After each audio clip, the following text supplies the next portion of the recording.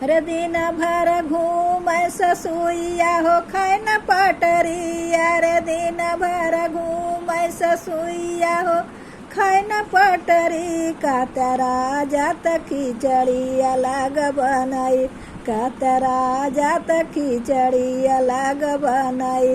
अपने त पहिरै सासू झुमका झुलनिया, अपने त पहिरै सासू झुमका झुलनिया।